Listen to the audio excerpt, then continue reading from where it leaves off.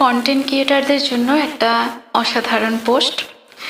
আমাদের সাফল্য মেনে নিতে পারে না আমাদের পরিচিতরাই। লেখাটি লিখেছেন সরজিৎ ঘোষ, পাঠে আমি শ্রাবণী দাস। লেখাটি যদি আপনাদের ভালো লাগে অবশ্যই শেয়ার করে সকলের কাছে পৌঁছে দেবেন। আমাদের সাফল্য মেনে নিতে পারে না আমাদের পরিচিতরাই, অথচ ওই পরিচিতদের সাথেই আমরা জুড়ে থাকি। আমরা থাকি তাদের কন্ট্যাক্ট লিস্টে, আমরা থাকি তাদের ফেসবুকে, আমরা থাকি তাদের হোয়াটসঅ্যাপে, সবেতেই। এদেরকেই আত্মীয় বলে দাবি করি। তারপরেও তারা কেন মেনে নিতে পারেন না জানেন? ব্যাপারটা আর কিছুই নয়, বিষয়টা হলো হিংসা।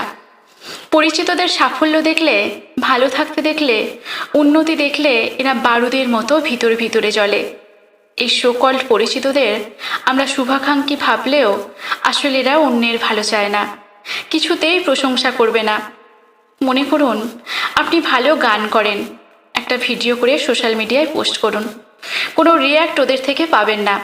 অথচ ওই ব্যক্তি সোশ্যাল নেটওয়ার্কে অল টাইম পড়ে আছেন।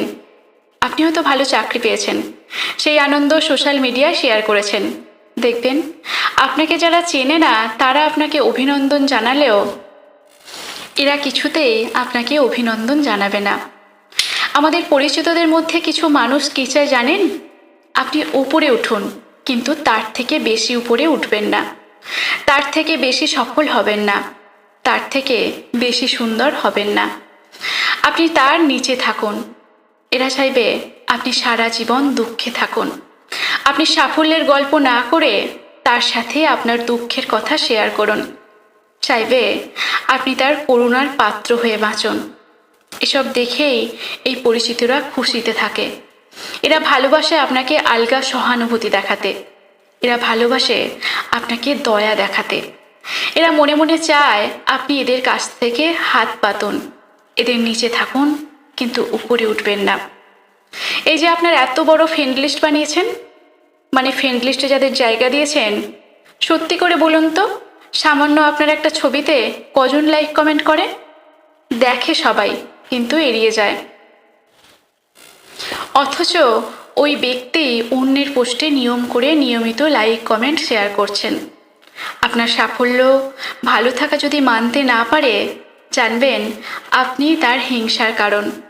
তাই এদেরকে ত্যাগ করাই ভালো। অন্তত মন থেকে এদের ত্যাগ করতে শিখুন। এমন মরা গাছকে বাগানে না সাজিয়ে বরং নতুন গাছে বাগান ভরান। লেখাটি কেমন লাগলো অবশ্যই জানাবেন।